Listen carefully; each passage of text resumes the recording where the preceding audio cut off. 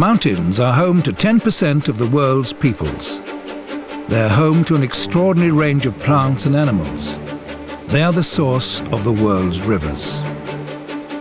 Mountains' ecosystems are among the world's most fragile. To draw attention to the needs of the people who live on the slopes, 2002 has been declared by the UN to be the International Year of the Mountains, with coordination entrusted to the United Nations Environment Programme.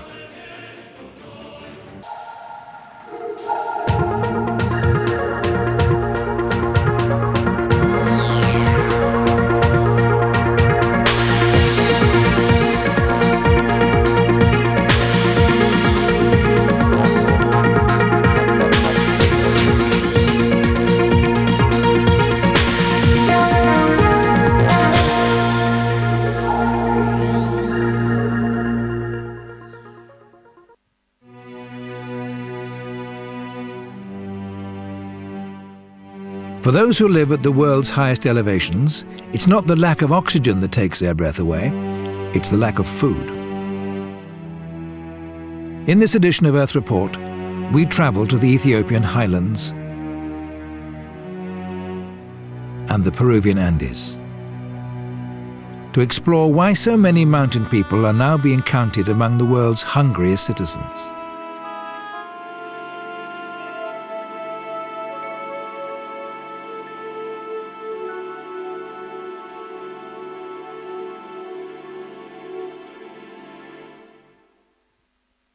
Gregorio Condori grows potatoes.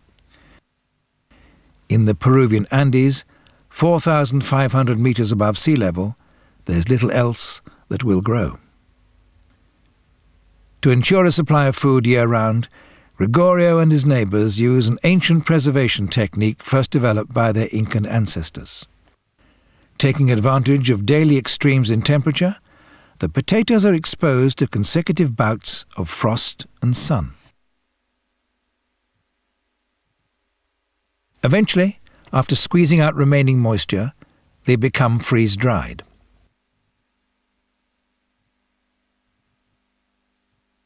Preserving potatoes is one way in which the native Quechua people here have adapted to the challenges of mountain living.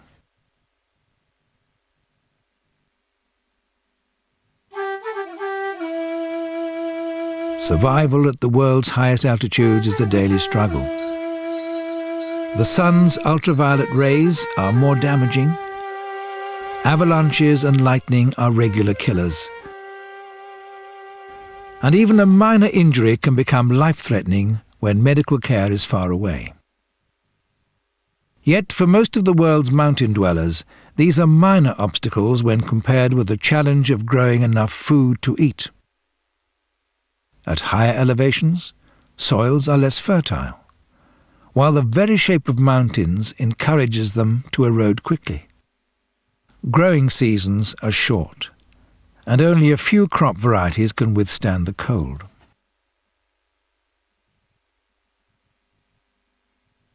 Corn doesn't grow, beans don't grow, fruit, none of them will grow, only potatoes.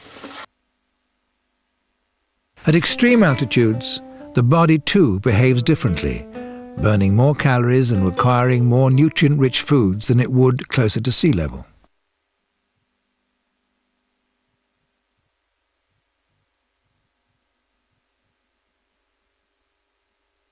Gregorio and his family don't normally eat the assortment of foods cooked in this soup, but it's here to illustrate a point. This meal includes all of the calories, vitamins and minerals Gregorio's family needs to withstand the physical demands of living and working at this altitude.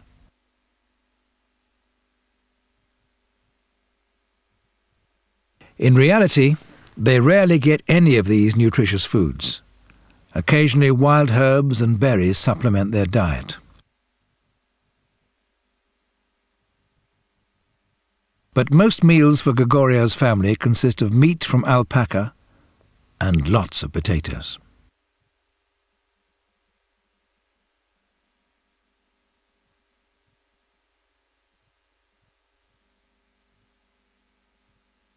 It is estimated that there are as many as 800 million undernourished people in the world. Now, new research undertaken by the United Nations Food and Agriculture Organization suggests that a disproportionate number live in mountains.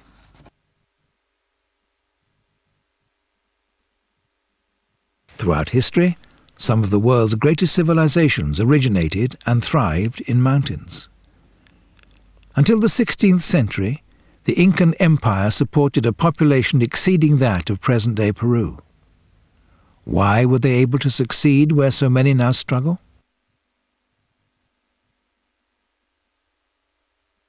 The Incas, for example, tried to organize and have lands in different altitudes and different products. There was an integration between different areas, lowlands and highlands.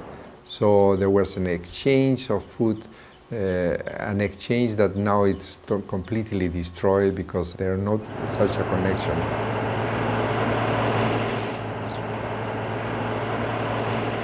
Today, the time and expense involved in travelling between highlands and lowlands makes it difficult for mountain communities to obtain basic goods and services, as well as to find markets for their own products. Yo saco un producto, pero ¿dónde vender? I have a product, but where do I sell it? Tener relaciones. What we are missing are connections. No tenemos, nosotros los campesinos no the farmers tenemos, here, we don't have telephones, and we don't have a radio. By that I mean a way of communicating. We have nothing.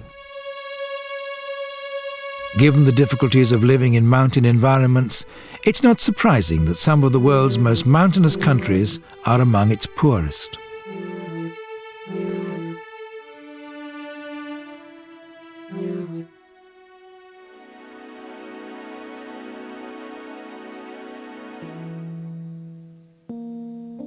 In Ethiopia, nearly 2/3 of the population live in highland areas, 3,000 meters above sea level.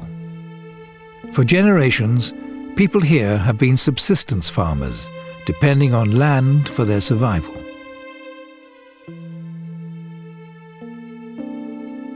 Now the needs of a growing population have outstripped the capacity of local resources, and many, like 23-year-old Getabalu, have been left landless. In 1975, Ethiopia's former military government nationalized farmland and introduced land redistribution practices that continue today. Getabalu was just a child the last time the government gave away land here. Now, there's no land left to give.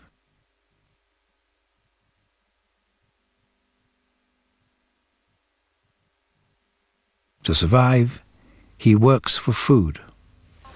Land is the major economic asset in that area. Your social status is social as well as economic status is based on the acquisition of land, the size of the land, the quality of the land.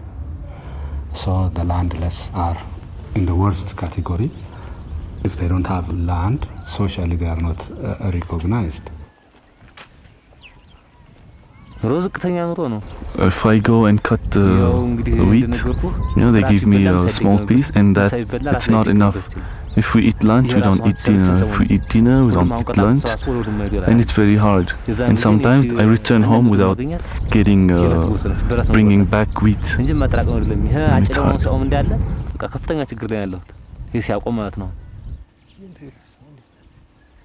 My babies, they will cry if there's no enough food.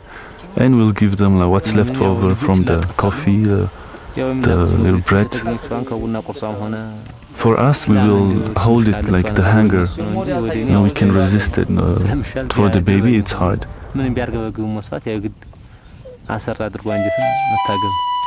Getabalu lives on his grandfather's farm. Although farmers can't own land outright, they are permitted to pass the use of land down to their children. Now, 2 generations later, the original farm here has been divided among so many family members that no one family can produce enough to eat. To live only from the land or from farming, an average family would need double or triple the amount of land which they have now. And that is simply not possible. There are no households in these areas who have enough land to produce enough food for the whole year and the whole family. In some regions, as much as 30% of the population is landless. To survive, many take whatever they can find of value, further degrading the land that so many depend on. But what choice do they have?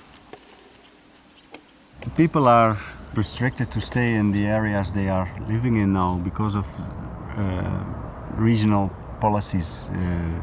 There might be areas in the lowland which are empty and free, but people are so far not really encouraged to do this. Even if they would have the idea or the initiative, they can't.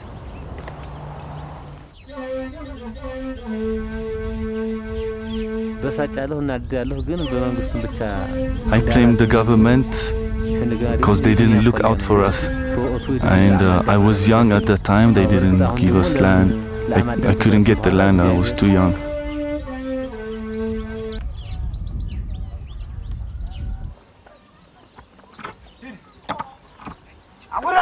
In some mountain communities, such as here in the Amhara region of Ethiopia, the difference between being poor and being among the poorest of the poor is ownership of an ox and plough and your gender.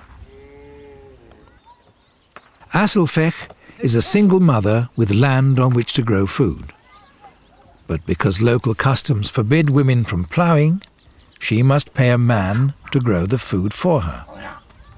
She's not allowed to plough the land herself, so she has to hire men or other people to do that for her, and in the process she has to pay half or more of the harvest.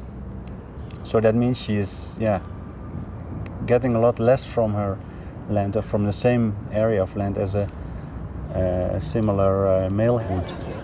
So she will be forced to find other income.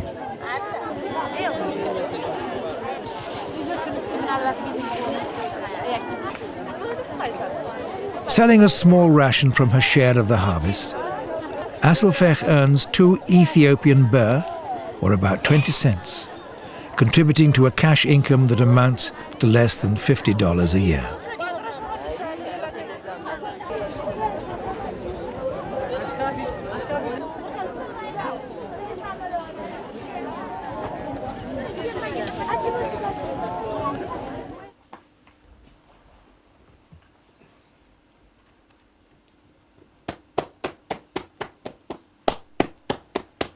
Between the grain she keeps from the harvest and what little she can earn from other sources, Asselfech can only provide enough food to feed her children for about 4 months of the year.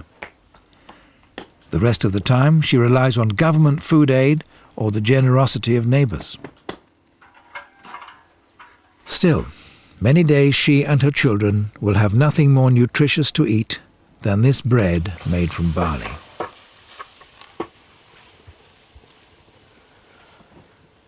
About 50% of the children are small for their age. So every other child is chronically malnourished.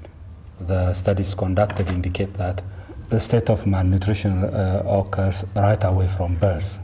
So this relates back to the nutritional status of women. So a malnourished mother, underprivileged mother, cannot give birth to a well-nourished child. Already undernourished in the womb, these children face a difficult future. Their physical and mental development will be impaired. Many will suffer from vitamin deficiencies, putting them at risk of blindness and infectious diseases. And without energy to take part in activities or to learn, they'll have a hard time improving their lives as they grow older.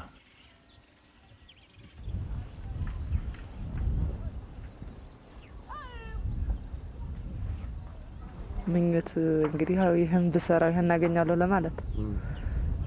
the purpose of dreaming? It's hard to get what you want. You can't succeed even if you work hard. I dream of buying an ox and cows and plowing the land. That's what I dream.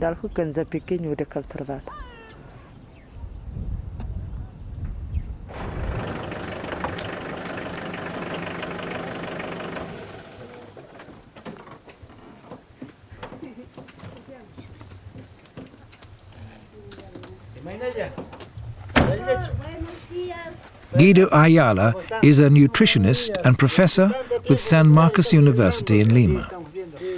He spent 7 years studying the nutritional levels, habits and customs of Quechua people living at high altitudes in the Peruvian Andes.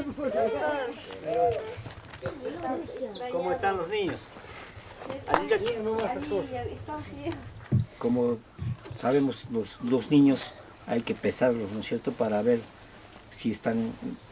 This family lives on a farm 3,500 meters above sea level. They tell Dr. Ayala that frost problems have destroyed much of their potato harvest and that they're worried about not having enough to eat.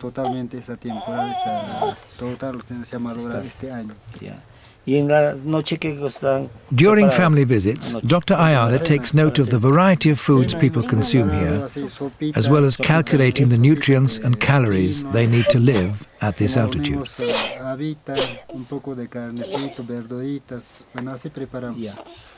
También Cyril está mal, ¿no? Con gripes. Sí.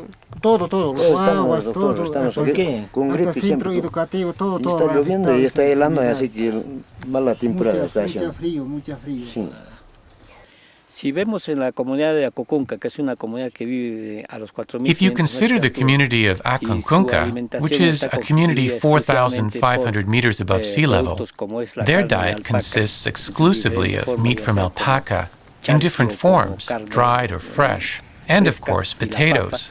From the point of view of the nutritional value, it's a good quality protein, but they lack energy, and as well, they appeared to be lacking vitamins and minerals.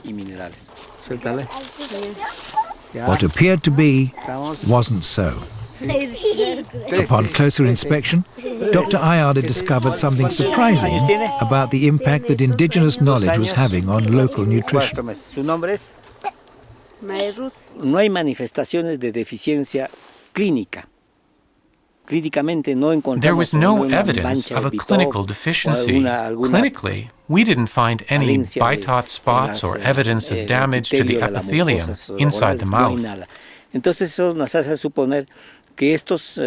So we began to hypothesize that the farmers were not only farming, but collecting wild plants. When they're out in the fields herding animals, they're also collecting and eating plants. And because they're herding during the rainy season, when wild plants are growing, they find fruits in the field that they eat. Those fruits have vitamins. So this is the explanation for why we didn't find any deficiencies here. Sunday market in Ocongate, 3,800 meters above sea level. For the few who can afford them, it's a chance to fill up on foods they might not otherwise see or taste.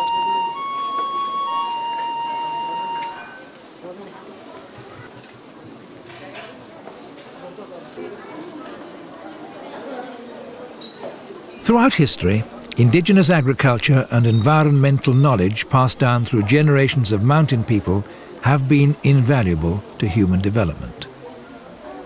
Mountain ecosystems are the original source for a number of the 20 plant species that now supply 80% of the world's food.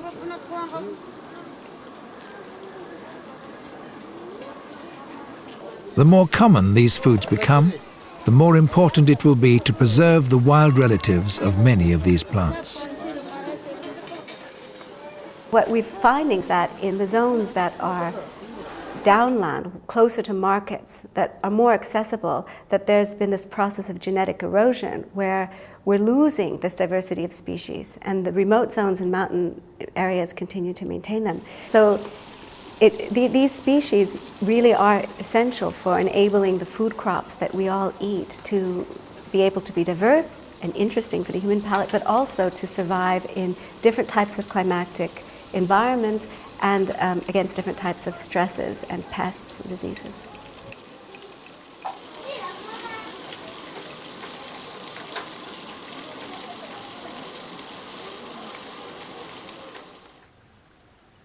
As a consequence of rapid elevation, slope and orientation to the sun, mountain environments nurture unique pockets of life. Many of the species that are found here exist nowhere else. Mountains are among the most important, the richest repositories of biodiversity in the world. We're talking not just about food and fuel and fiber and medicine and forage that's useful to the people who live there, but it's also something that's globally important. What we've learned is that the more diversity there is in a region, the better that region has to cope with the major environmental challenges that are coming forward. Ethiopians have had to cope with cycles of drought and famine as far back as many can remember. Yet here in the southern highlands, famine has been virtually non-existent. The reason may have something to do with this, a plant called enset and a system of agriculture that has been practiced sustainably for thousands of years. Enset looks like a banana plant, but it's actually quite different. It doesn't bear fruit, it can survive long periods without water, and once it's mature, it can be harvested at any time.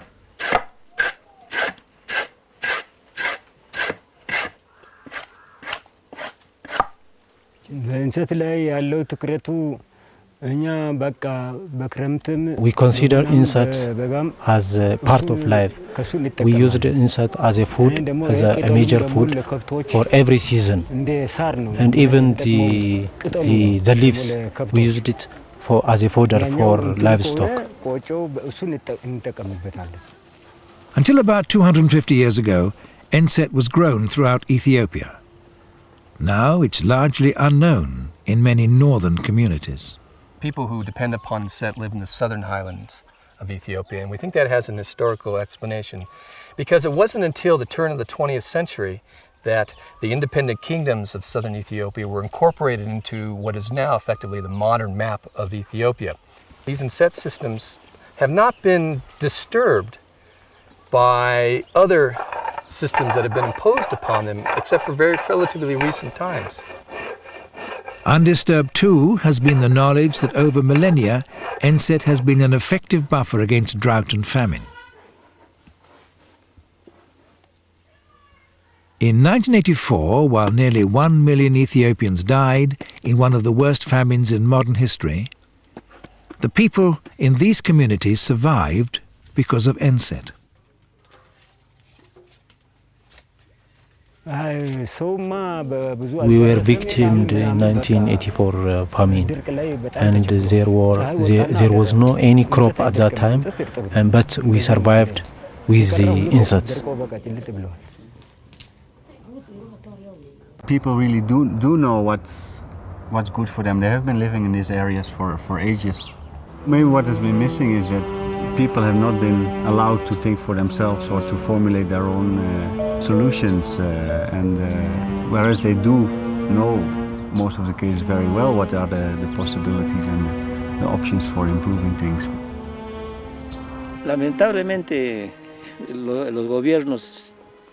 Unfortunately, governments have either forgotten or ignored the people who live in mountains. For them, they don't exist. Many governments provide no support or incentives for people in these communities. But these people don't want charity, they want loans and opportunities. The United Nations declared 2002 the International Year of Mountains. Many governments around the world are now beginning to listen to the voices of mountain people and consider the ways in which their lives could be improved. Even in remote zones, people need to have choices. If they don't have choices, if they don't have different livelihood options, if their resource base is limited, if they do not have access to land, if they do not have access to basic credit and public services, people will either move and that indigenous knowledge will be lost, or they will end up having to destroy the environment in which they depend, which they would like to conserve also for their children.